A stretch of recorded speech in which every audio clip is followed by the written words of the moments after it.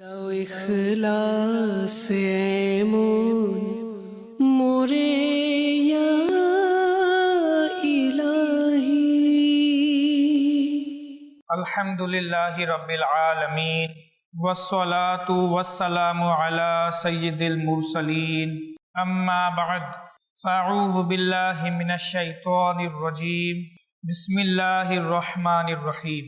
আসসালাতু ওয়াসসালামু আলাইকা ইয়া রাসূলাল্লাহ আসসালাতু ওয়াসসালামু আলাইকা ইয়া হাবিবাল্লাহ আসসালাতু ওয়াসসালামু আলাইকা ইয়া নবিয়াল্লাহ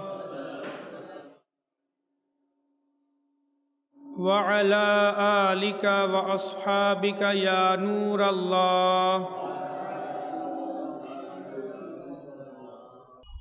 নবী করিম রউফুর রহিম হুজুর পুন্নুর সাল্লাল্লাহু তাআলা আলাইহি ওয়া আলিহি ওয়াসাল্লাম ইরশাদ করেন, হে লোকেরা, নিশ্চয় কিয়ামতের দিনের ভয়াবহতা এবং হিসাব নিকাশ থেকে তাড়াতাড়ি মুক্তিপ্রাপ্ত ব্যক্তি সেই হবে যে তোমাদের মধ্যে থেকে আমার প্রতি দুনিয়ায় অধিক হারে দুরূদ শরীফ পাঠ করবে। সল্লু আলাল হাবিব সাল্লাল্লাহু তাআলা আলা মুহাম্মদ সাল্লাল্লাহু তাআলা আলাইহি ওয়া আলিহি ওয়াসাল্লাম সালাতাম ওয়া সালামান আলাইকা ইয়া রাসূলুল্লাহ। মহান আল্লাহ রাব্বুল আলামিন কোরআনে পাকের মধ্যে পূর্বেকার যে জাতিরা ছিল, উম্মতিরা ছিল, তাদের সম্পর্কে আলোচনা করেছেন এবং তাদের উপর কিভাবে আযাব এসেছিল, তাদের কাজকর্ম কী ছিল, এই ব্যাপারেও ব্যাখ্যা সহকারে আল্লাহ তাআলা আলোচনা করেছেন। যেমন কোরআনে পাকের সর্বপ্রথম পারা সূরা বাকারা, সূরা বাকারাতে আল্লাহ রাব্বুল আলামিন ইরশাদ করেন, ওয়ালাকাদ আলিমতুমুল্লাযীনা আতাদাউ মিনকুম ফিস সাবত ফাকুলনা লাহুম কুনু কিরাদাতান খাসিঈন। বনি ইসরাইলের কিছু লোক সমুদ্রের উপকূলীয় স্থানে একটি গ্রামে বসবাস করত।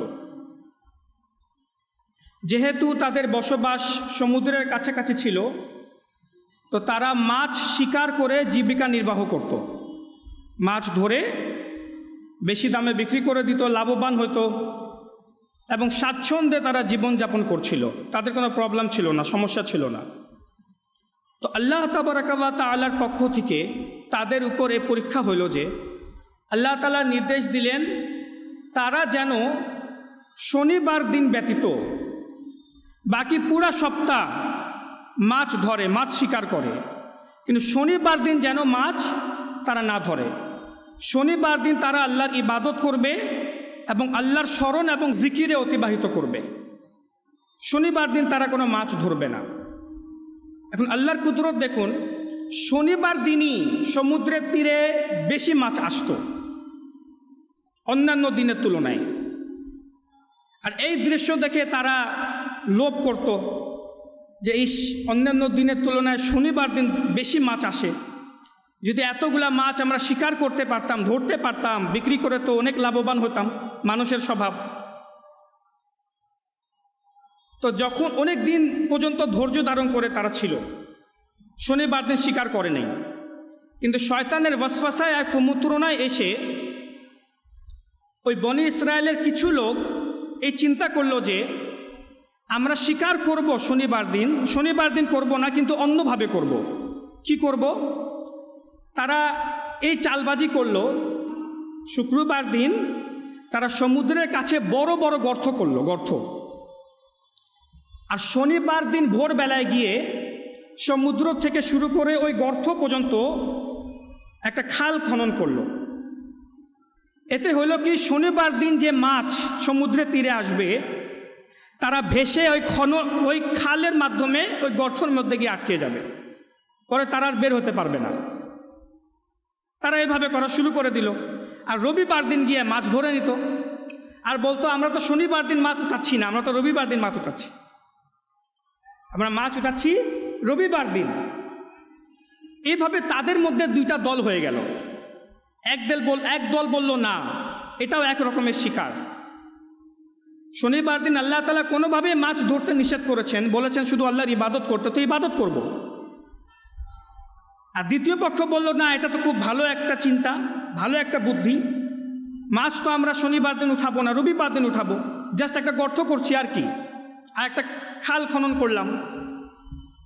আল্লাহ রাব্বুল আলামিনের পক্ষ থেকে দাউদ আলা নবিয়িনা ওয়া আলাইহিস সালাতু ওয়াস সালামকে তাদের নিকট পাঠানো হলো।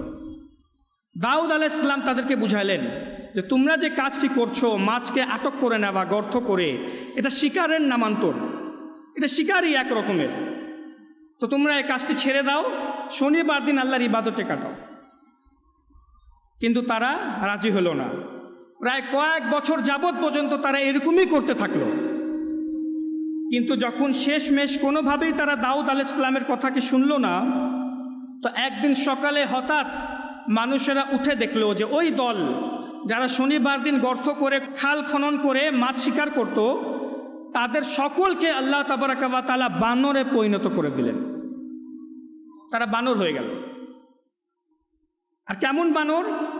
তাদের অনুভূতি শক্তি, চিন্তা শক্তি সব কিছু মানুষের মতো, কিন্তু কথা বলা শক্তি তাদের থেকে লুপ্ত করে নিয়েছিল আল্লাহ তাআলা, কথা বলতে পারতো না। আর তাদের শরীর থেকে অনেক খারাপ একটা দুর্গন্ধ বের হতো। তারা কয়েকদিন যাবৎ পর্যন্ত ক্রন্দন করতে থাকে যে আমাদের এই কী অবস্থা হলো। শেষমেশ সকলেই মারা যায়, সকল বানর নিজ নিজ জায়গা থেকে তারা মারা যায়। তো আল্লাহ তাবারাকা ওয়া তাআলা সূরা বাকারাতে ওই আয়াতে মুবারাকাতে বলছেন, ওয়ালাকাদ আলিমতুমুল্লাযীনা আতাদাউ মিনকুম ফিস সাবত, এবং নিশ্চয় তোমাদের জানা আছে তোমাদের মধ্যকার ওই সব লোক সম্পর্কে যারা শনিবার দিন সীমা লঙ্ঘন করেছিল। ফাকুলনা লাহুম কুনু কিরাদাতান খাসিঈন, আর আমি তাদের সকলকেই বললাম বানর হয়ে যেতে, তারা বানর হয়ে গেল। আল্লাহ তাআলা বললেন বানর হয়ে যাক, ওরা সকলে কি হয়ে গেল? বানর। আল্লাহর লানতের তারা শিকার হইল। আল্লাহ তাবারাকা ওয়া তাআলা এই ঘটনার মধ্যে আমাদেরকে নসিহত করছেন, আমাদেরকে সতর্ক করছেন যে আমরা যেন আল্লাহর নাফরমানিতে সীমা লঙ্ঘন না করি। প্রথমত তো গুনাহ না করি, আর গুনাহ করলে আমাদের যেন কোরআন হাদিস অনুযায়ী আমরা যেন আমল করি, গুনাহ থেকে নিজেদের বাঁচাই। আল্লাহর নাফরমানির শেষ পরিণাম অনেক খারাপ হয়। আল্লাহ তাআলা ছাড় দেন কিন্তু ছেড়ে দেন না। হ্যাঁ, বিশেষ বিশেষ ক্ষেত্রে আল্লাহ তাআলার রহমতের জোয়ার আসলে আল্লাহ তাআলা অনেক বান্দার কিছু ভালো গুনাহগুলির কারণে কিয়ামতের দিন ক্ষমা করে দিবেন। কিন্তু পৃথিবীতে কেউ যদি ধারাবাহিকভাবে আল্লাহর নাফরমানি করতেই থাকে আর সীমা লঙ্ঘন করতেই থাকে, তো আল্লাহ তাবারাকা ওয়া তাআলা সুযোগ দিবেন কিন্তু ছেড়ে দিবেন না। অনুরূপভাবে আজ-জাওয়াজির আন আক্তার আর ইকতরাফিল কাবাইর এই কিতাবের মধ্যে রয়েছে যে নবী করিম সাল্লাল্লাহু তাআলা আলাইহি ওয়া আলিহি ওয়াসাল্লাম ইরশাদ করেন, এটা হাদিসে কুদসি, আল্লাহ তাআলা বলছেন, বান্দা যখন আমার আনুগত্য করে, আমার কথা আমার নির্দেশ অনুযায়ী চলে, তখন আমি তার প্রতি খুশি হয়ে যাই। আর যখন আমি আমার কোনো বান্দার প্রতি খুশি হয়ে যাই, তখন আমি তাকে রহমত আবার বরকত প্রদান করি। আর আমার যখন কোনো বান্দা আমার নাফরমানি করে, তখন আমি তার প্রতি অসন্তুষ্ট হই, নারাজ হই। আর যখন আমি আমার কোনো বান্দার প্রতি নারাজ এবং অসন্তুষ্ট হয়ে যাই, তখন আমি তার প্রতি আমার লানত প্রেরণ করি, নাউযুবিল্লাহ। আর আমার সে লানত ওই বান্দার 7 বংশ পর্যন্ত পৌঁছাতে থাকে। তার উপরও আল্লাহর লানত থাকে, তার সন্তানের উপরও লানত থাকে, সন্তানের সন্তানের উপরও লানত থাকে। ওই লানত ধারাবাহিকভাবে পৌঁছাতে থাকে। তা আল্লাহ তাআলার লানত, সৃষ্টিকর্তার লানত। কারণ কি? সে আল্লাহ তাআলার নাফরমানি করেছে। মহান আল্লাহ রাব্বুল আলামিন কোরআনে পাকের অসংখ্য স্থানে পূর্বেকার সম্প্রদায়দের আলোচনা এভাবে করেছেন। আল্লাহ রাব্বুল আলামিন ইরশাদ করেন, ওয়াকাম আহলাকনা মিনাল কুরুনি মিন বাদি নূহ, আর আমি কতই না সম্প্রদায়কে ধ্বংস করে দিলাম নূহ আলাইহিস সালামের পরে। নূহ আলাইহিস সালামের সময় তো সম্পূর্ণ পৃথিবীতে প্লাবন আসলো। নূহ আলাইহিস সালাম প্রায় 950 বছর নিজের সম্প্রদায়কে, নিজের জাতিকে বুঝাইলেন, তারা বুঝে নাই। আল্লাহ তাআলা এমন সুনামি দিলেন যে সুনামিতে পৃথিবীর পাহাড় পর্বত সব ডুবে গিয়েছিল। ওরকম সুনামি আর পৃথিবীতে আসে নাই, আসলে কিয়ামতের দিন আসবে। আল্লাহ বলছেন নূহ আলাইহিস সালামের পরেও এমন জাতি এসেছে যারা আমার নাফরমানি করলো আর আমি তাদেরকে ধ্বংস করে দিলাম। এরকম কতই না জাতি। আল্লাহ নিজের কুদরত বলছেন, ওয়া কাফা বিরাব্বিকা বিযুনুবি ইবাদিহি খবীরাম বাসীরা, এবং আপনার রব যথেষ্ট, আপনার রব আপনার বান্দাদের গুনাহসমূহের খবর রাখেন এবং দেখেন। আল্লাহ তাআলা সবার ব্যাপারে জানেন। তাই ওই সকল বান্দাদের সতর্ক হওয়া উচিত যারা নিজেকে যে কাজ করতে ভালো লাগে, গুনাহ হারাম কাজ করতে ভালো লাগে, তো কোনো চালবাজি করে কোনো বুদ্ধি খাটিয়ে সেটাকে আমরা করতে থাকি, সুদকে প্রফিটের নাম দিয়ে চালাতে থাকি, বেহায়াপনা নির্লজ্জজনক কাজকে আধুনিক সভ্যতা বলে চালিয়ে দেই, বেপর্দা মহিলা পর্দাবিহীন ঘর থেকে বের হলে এটাকে আমরা ফ্যাশন বলে চালিয়ে দিই, হারামকে আজ হালাল বলে চালানোর চেষ্টা করা হচ্ছে। যেমন হুদ আলাইহিস সালামের জাতির ব্যাপারে বর্ণিত আছে, তারা অনেক শক্তিশালী ছিল, কোরআনে তাদের আলোচনা, যাদের ওই জাতির নাম হচ্ছে আদ জাতি, আদ ও জাতির নাম ছিল, সম্প্রদায়ের নাম আদ। তারা অনেক শক্তিশালী ছিল। তাদের মধ্যে যে সর্বনিম্ন লম্বা কাঁধ যাদের ছিল, হাইট, তা হচ্ছে 18 ফিট। তারা একজন 18 ফিটের ছিল, শক্তিশালী ছিল। তারা পাহাড় খোদাই করে করে ঘর বাড়ি নির্মাণ করত, পাহাড়, পাথর জাতীয় পাহাড়, পাথরের পাহাড়, আর সুন্দর সুন্দর ঘর নির্মাণ করত। আল্লাহ তাআলা তাদেরকে প্রাচুর্য দিলেন, ধন সম্পদ দিলেন, শক্তি দিলেন, নিয়ামত দিলেন, কিন্তু তারা এইসব নিয়ামত পেয়ে আল্লাহর নাফরমানি শুরু করে দিল। আল্লাহ রাব্বুল আলামিন হুদ আলাইহিস সালামকে পাঠালেন বুঝানোর জন্য যে আল্লাহর নিয়ামত পেয়ে আল্লাহর নাফরমানি করো না, আল্লাহর কাছে মাথাকে নত করো। তারা করে নাই। আল্লাহ তাআলা অবকাশ দিলেন, সময় দিলেন, ছাড় দিলেন অনেক বছর, তারা মানে নাই। তো আল্লাহ তাবারাকা ওয়া তাআলা মুফাসসিরিনে কিরামগণ ইরশাদ করেন, তাদের উপর ঘূর্ণিঝড় তুফানের মতো আযাব তাদের উপর নাজিল করে দেন। প্রায় 7 দিন 7 রাত তাদের উপরে ঘূর্ণিঝড় বিদ্যমান ছিল, তাদের মাঝেই ঘুরপাক খাচ্ছিল। যত গাছপালা ঘর বাড়ি ছিল, পাথরের ঘর বাড়ি গাছপালা সব কিছু উপরে উপরে পড়ে যায়। আর তাদের ওই শক্তিশালী শরীর ওই ঘূর্ণিঝড়ের কারণে শূন্যে আসমানে উত্থিত হয়ে সজোরে আবার জমিনে পতিত হইত। আরও 7 দিন পর তাদের আর কোনো অস্তিত্বই আল্লাহ রাখেন নাই, সব শেষ। না শরীর ছিল, না কোনো ঘর বাড়ি ছিল, কোনো কিছু তাদের বাকি ছিল না, আল্লাহ ধ্বংস করে দিলেন। অনুরূপভাবে এই আদ জাতির পর পৃথিবীর মধ্যে যারা সবচেয়ে বেশি সমৃদ্ধশালী জাতি, তারা হচ্ছে সমুদ সম্প্রদায়। আল্লাহ তাআলা সালেহ আলাইহিস সালামকে সমুদ সম্প্রদায়ের কাছে পাঠায় তাদেরকে বুঝানোর জন্য। তারা আবার নির্মাণ শিল্পে অনেক দক্ষ ছিল, আবার অঙ্কন শিল্পেও তারা অনেক কারিগরি, অনেক ভালো জানত। সুন্দর সুন্দর ঘর বাড়ি, বাগান, বাগ বাগিচা তৈরি করা, এসবের মধ্যে তারা এক্সপার্ট ছিল। আল্লাহ তাআলা তাদেরকেও ভালো আবহাওয়া, শস্য শ্যামল ক্ষেত, প্রাচুর্য, ধন সম্পদ সব কিছু দিলেন, নিয়ামত দিলেন। তারা আল্লাহর নাফরমানি করলো, মানুষের উপর জুলুম করা শুরু করে দিল, মানুষকে ওজনে কম দেওয়া, কম প্রদান করতে লাগলো, ব্যবসার মধ্যে ধোঁকাবাজি করতে লাগলো, প্রতারণা করতে লাগলো, মিথ্যা বলতে লাগলো। তো আল্লাহ তাবারাকা ওয়া তাআলা সালেহ আলাইহিস সালামকে পাঠালেন, বুঝাইলেন, তারা বুঝে নাই। তো আল্লাহ রাব্বুল আলামিন এমন একটি ভূমিকম্প তাদের উপর অবতরণ করেন, এমন ভূমিকম্প দেন যে ভূমিকম্পর ফলে তাদের সব জমি, তাদের ঘর বাড়ি সব কিছু ধসে যায়, আর তাদের কোনো অস্তিত্ব আর বাকি থাকে না। লূত সম্প্রদায়, যারা সর্বপ্রথম বিশ্বের মধ্যে সমকামিতার মতো জঘন্যতম পাপ শুরু করে, ছেলে ছেলে মেয়ে মেয়ের মতো সমকামিতামূলক জঘন্যতম পাপ, এই সমকামিতা পাপ যখন তারা শুরু করে, লূত আলাইহিস সালামকে আল্লাহ তাআলা পাঠান তাদেরকে বুঝানোর জন্য। তিনি বুঝান, তারা বুঝে নাই, অনেক বছর বুঝান, তারা বুঝে নাই। জিবরিল আমিন আলাইহিস সালাম এসে তাদের সম্পূর্ণ শহরকে নিজের দানার মধ্যে উঠিয়ে নেন, নিজের পাখার মধ্যে, এবং ওই পুরো শহরকে, মুফাসসিরিনে কেরাম তাফসিরে কবিরের মধ্যে রয়েছে, পুরো শহরকে জিবরিল আমিন আলাইহিস সালাম আসমানে উঠিয়ে পুরো শহর উল্টিয়ে দিয়ে জমিনে নিক্ষেপ করে দিলেন। নাউযুবিল্লাহ। শুধু সেটা নয়, তারপর পাথরের বৃষ্টি বর্ষণ হলো তাদের উপর, আর ওই শহরে বসবাসকারী প্রত্যেক ব্যক্তির উপর এক একটা করে পাথর পড়তে লাগলো, বড় বড় পাথর। আর ইমাম ফখরুদ্দিন রাজি আলাইহির রহমাত এই কথাও বলেছেন, তাফসিরে কবিরের মধ্যে, যে ব্যক্তির উপর যে পাথরটি নিক্ষেপ পড়তো ওই পাথরের মধ্যে সে ব্যক্তির নাম লেখা থাকতো, ওই পাথরটি তার উপরই, তার জন্যই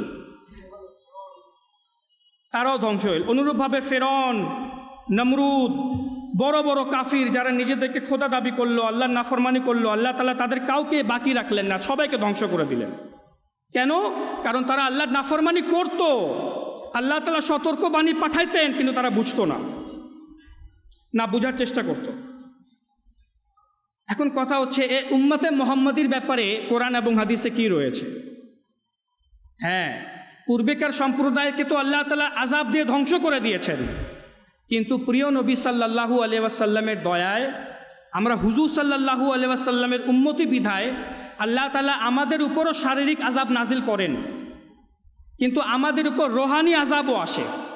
কেমন আযাব? আধ্যাত্মিক রোহানি আযাব। হ্যাঁ, আযাব দুই রকমের হয়, একটা শারীরিক, যে প্রাকৃতিক দুর্যোগের মাধ্যমে আসে, এবং একটা হয় আধ্যাত্মিক রোহানি। ওই রোহানি আযাবের ব্যাপারে হাদিসে মুবারাকাতে রয়েছে যে প্রিয় নবী সাল্লাল্লাহু তাআলা আলাইহি ওয়াসাল্লাম কোরআনে পাকের এই আয়াতে মুবারাকা তেলাওয়াত করেন, যা সূরা আনআমের মধ্যে রয়েছে। আল্লাহ তাআলা ইরশাদ করেন, আর যারা উম্মতে মুহাম্মাদির মধ্যে যারা আল্লাহর নাফরমানি করে, আল্লাহ তাবারাকা ওয়া তাআলা তাদের অন্তরকে এবং দৃষ্টিসমূহকে পাল্টিয়ে দেন। তাদের অন্তর আর দৃষ্টিকে কি করেন?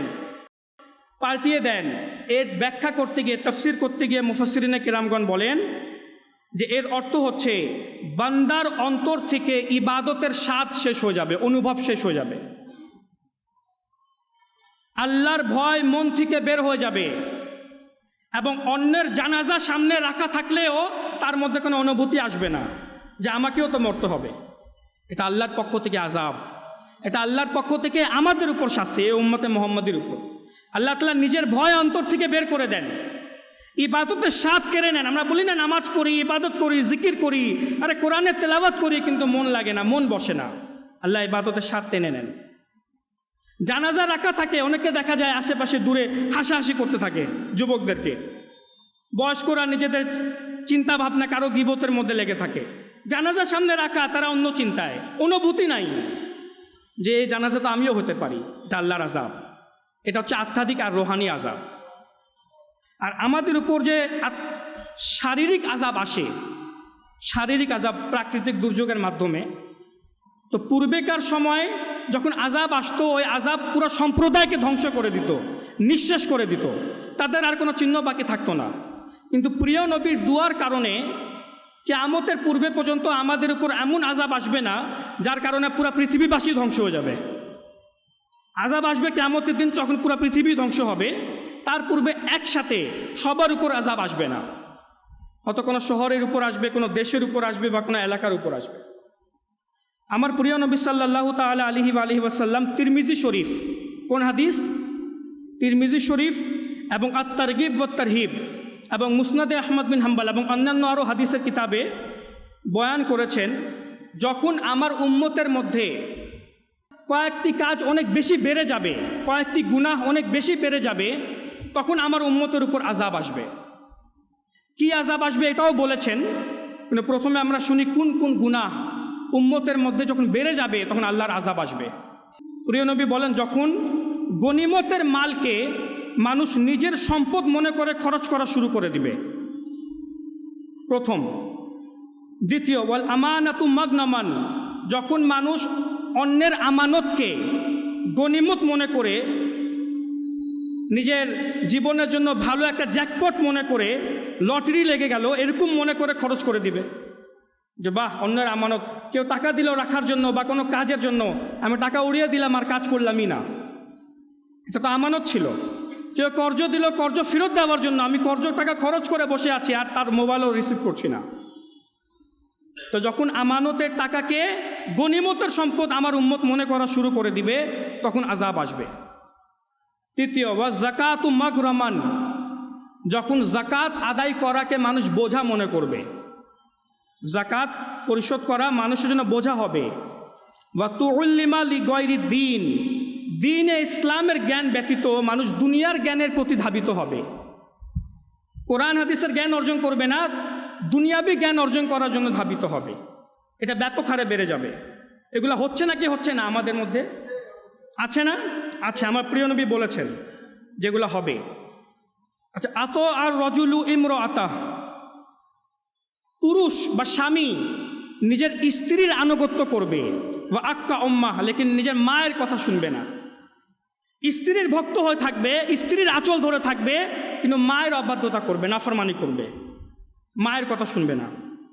ও আদনা সদিক, মানুষ নিজের বন্ধুকে কাছে টেনে নিবে, বেস্ট ফ্রেন্ড বানাবে, ভালো রিলেশন মেনটেন করবে।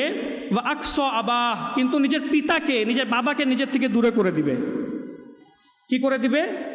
নিজের থেকে দূর করে দিবে, বাবার সাথে রিলেশন মেনটেন করবে না।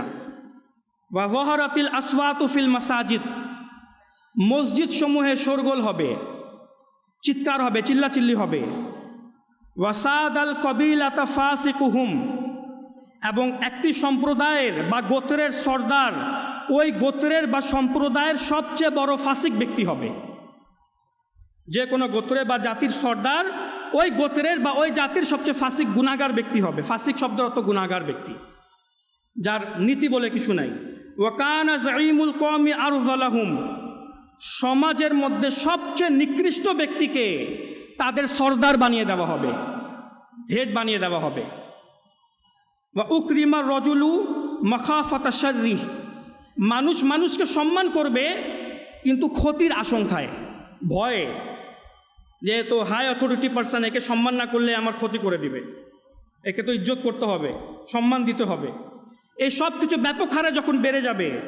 ওয়া ওয়াহরাতিল কিনাতু ওয়াল মাআজিফ, গায়িকা, নর্তকী এবং বাদ্যযন্ত্র, গান বাজনা, মিউজিক, এগুলা ব্যাপক হারে বিস্তার লাভ করবে। এই গান বাজনার ব্যাপারে আবু দাউদ শরীফ, মুসনাদে আহমদ বিন হাম্বল এবং ইবনে হিব্বানের মধ্যে রয়েছে যে একটা সময় আসবে, প্রিয় নবী বলেছেন, যে মানুষের মাথার সামনে বাদ্যযন্ত্র বাজবে, মানুষের মাথার সামনে। কিভাবে? টেলিভিশনের মাধ্যমে আজকে হচ্ছে না, হতে পারে পূর্বেকার সময় মানুষরা বুঝে নাই যে প্রিয় নবী কেমনে বলছেন এটা, সাহাবা কেরাম হতে পারে বুঝে নাই, না এখন তো বুঝে যাচ্ছে।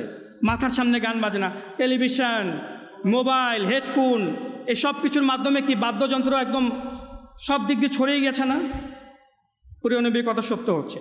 সুরিবাতিল খমুরু, মদ পান করা হবে।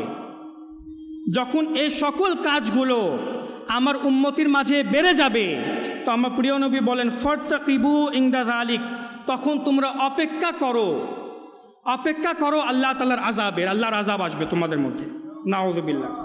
আর কি আযাব আসবে?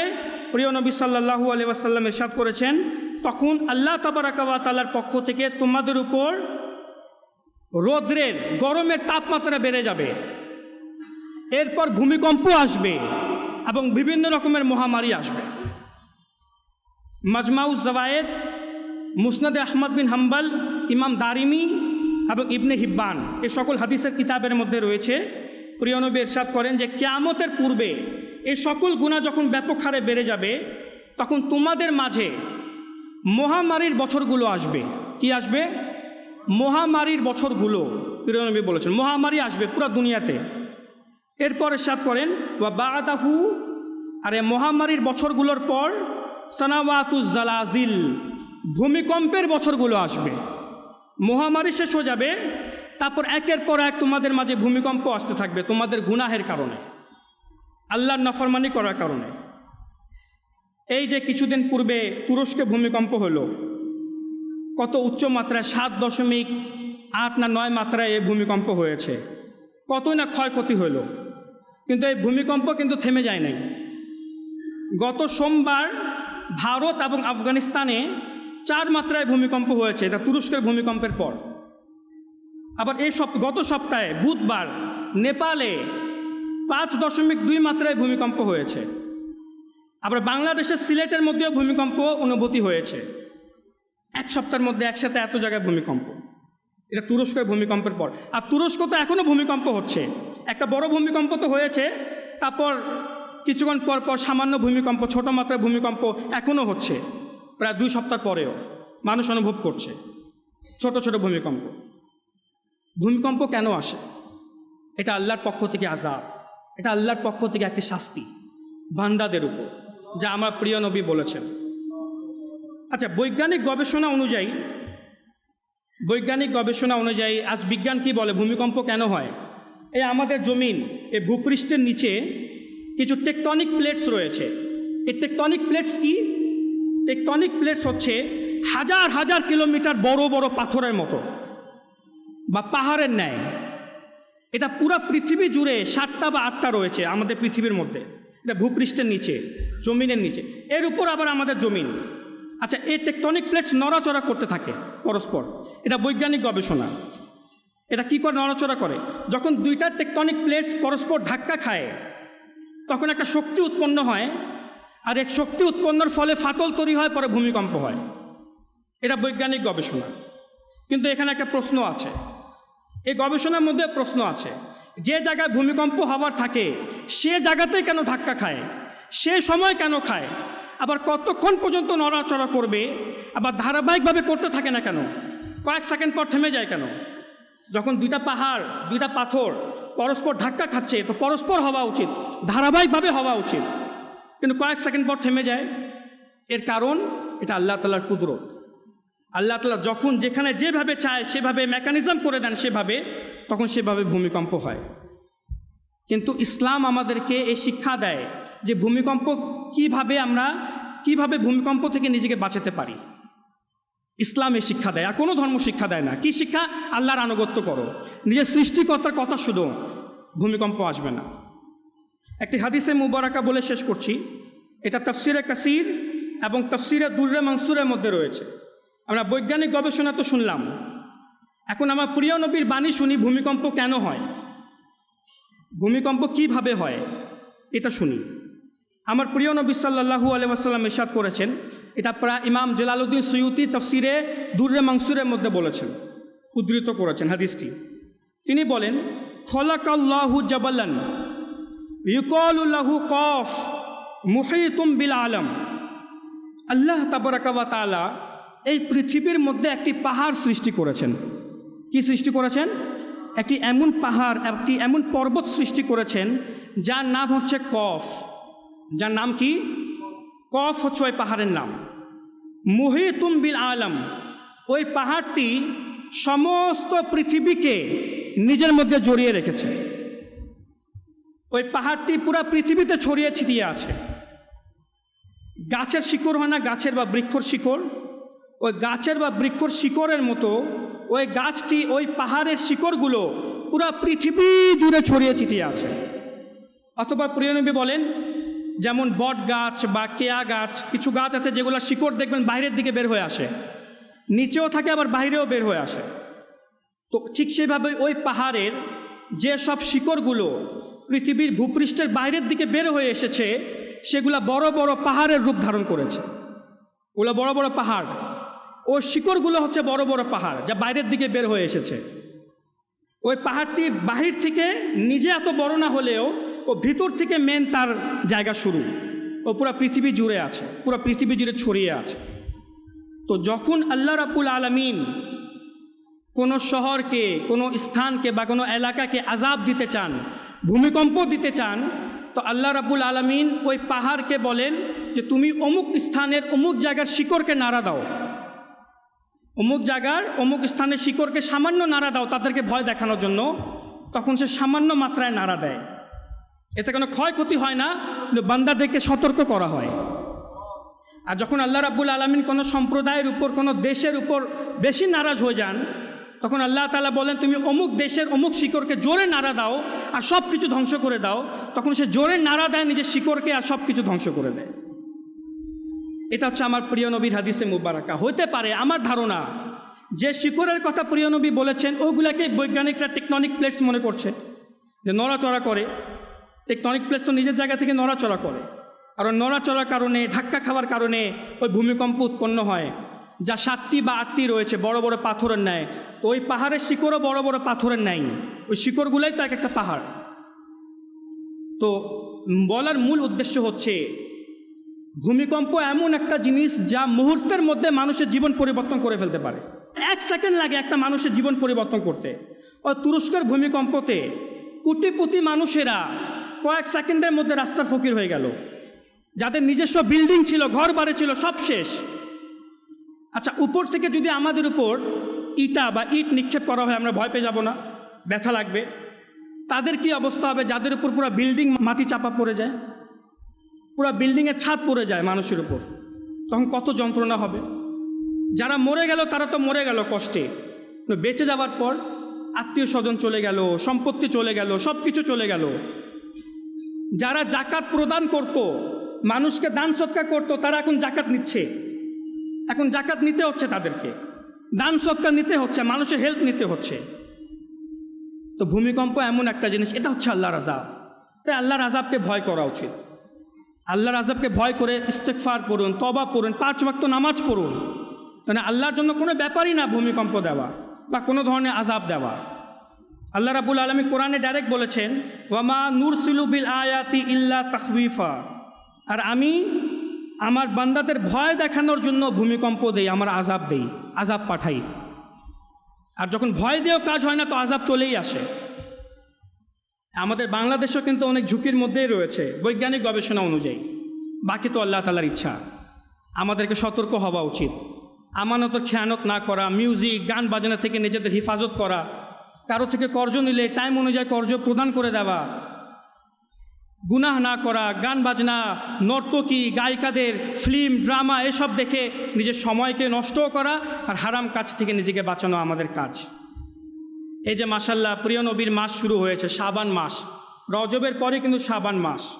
এই শাবান মাসের যখন আগমন হইতো, তো সাহাবায়ে কেরামগণ সব কাজ ছেড়ে কোরআনের তেলাওয়াত শুরু করে দিত, ব্যবসা বাণিজ্যকে গুছিয়ে আল্লাহর ইবাদত শুরু করে দিত, যে রমজানের রোজা রাখতে হবে, রমজানের জন্য প্রস্তুতি নেই, সব কাজকে গুছিয়ে নিত, গুনাহ করা ছেড়ে দিত। যদি কারো খারাপ অভ্যাস থাকতো সেও ছেড়ে দিত, গুনাহ করা না, পরবর্তী মাসে তো রমজান আসছে না, এখন থেকে গুনাহ ছেড়ে দিব, রোজা রাখতো, এই মাসেও রোজা রাখতো।